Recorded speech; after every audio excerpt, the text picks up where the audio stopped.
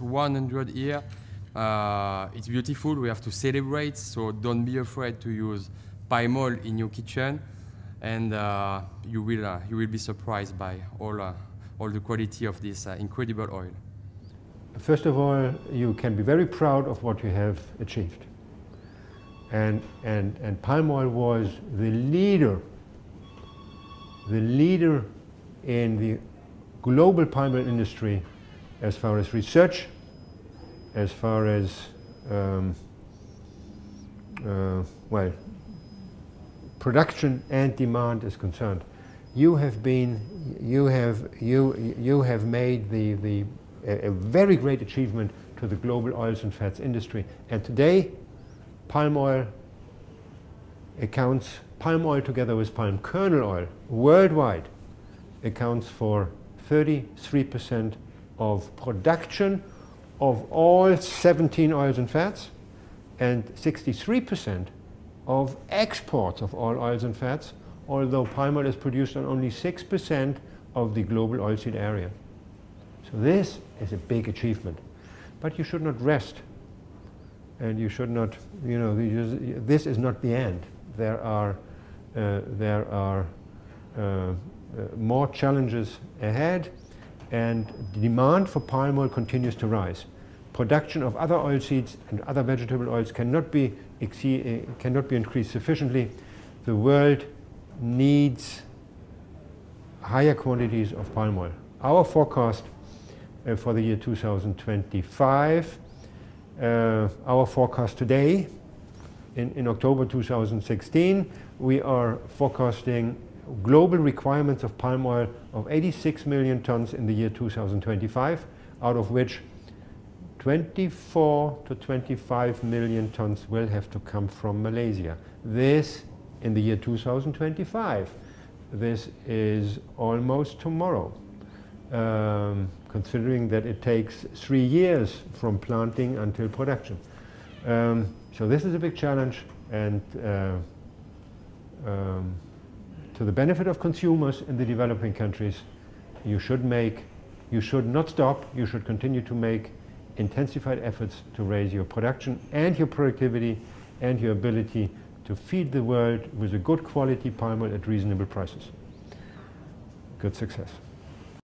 Well, first of all, many congratulations on 100 years of palm oil. What I would say is that for the first 90 years, you had the world at your feet. There was no competition. You were the number one, the unassailable champion.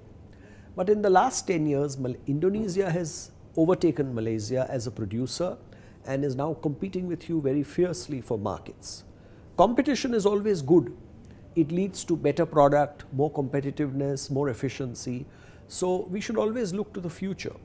The good thing is that there is a huge scope for consumption of oils and fats in the developing world to catch up with the developed world.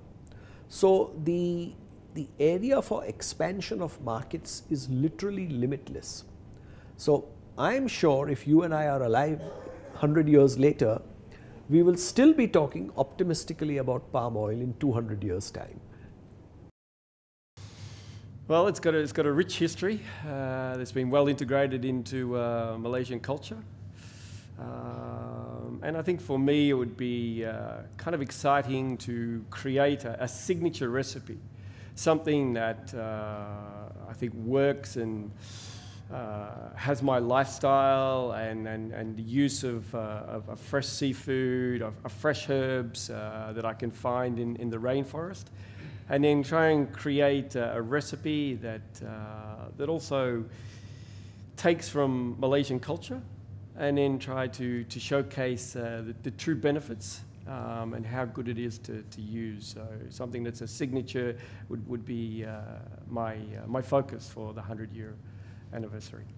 I will say that it is high time when you do an assessment on a centenary celebration. Imagine a world without palm. Today 54% of the world consumption is palm oil. You take that palm oil out of a food system or through the world economy and see what will happen to the world. Then you will realize your importance. What is going to be the price of other oils? what is going to be the other industries, what will happen to snack food industry, what will happen to all multinationals, those who are posting billions of dollars at profit. I think you have to do that assessment, and then my only thing is that people will say thank you to palm oil industry for giving us nutrition at an affordable price. Otherwise, today you can't imagine soybean oil at the rate which is there. People must have jacked it by 5 to 10 times more. Then what will happen? The common man will not get oil which is affordable. It means you will create an imbalance in diet. You will create a problem in dieting system. You will add more health problems. You will have a problem on non-food applications. So I think sometimes when things are available to us, we don't realize its value. We have to imagine, develop a scenario analysis in centenary scenario. Imagine no palm in the world, how the world will look like. And do some extrapolation. What is going to be the cost of alternate oils? How people will meet their edible oil requirement? What is going to be the intake per capita available in this world? I think that will open eyes for many, many more people. Today, because palm is available, it is available low cost. That's why you are targeted. Imagine palm is selling at twice the price of a soybean. Nobody will target you. I can bet on this. Because then you are no more relevant. My business is continuing, why I should bother you? But because you are a competition to me, so I will also attack you. Either directly or indirectly or through someone else. So it's a part of a commercial world. I think one should not be worried. People have a right to attack you. You have a right to defend yourself. And this is the way, the beauty of the world is that everybody will continue to work on, and that's why all are engaged in thinking more creatively.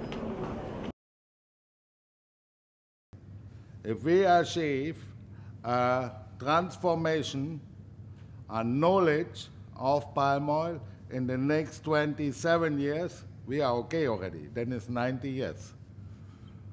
So 100 years is not the target. It has nothing to do with age.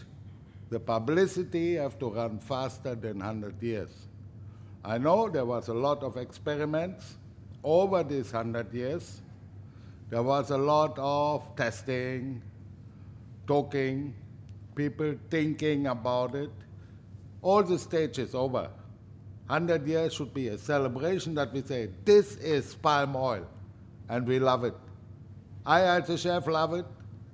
My 450 students love it, all new ambassadors, special for palm oil. The world of chefs will love it if we have a seminar like today, where they see and they open their brain the first time to palm oil, which they never thought about it before, because it was a vegetable oil. So I think the 100 years is a big point. And we should take it very much with our heart and our colleagues with experimenting and testing oil in usage without additional flavor in their own product. The journey, well, when you think of how this has become, I think last year you earned more foreign exchange from the palm sector in export than you did from petroleum products. So it is now the #1 single product sector.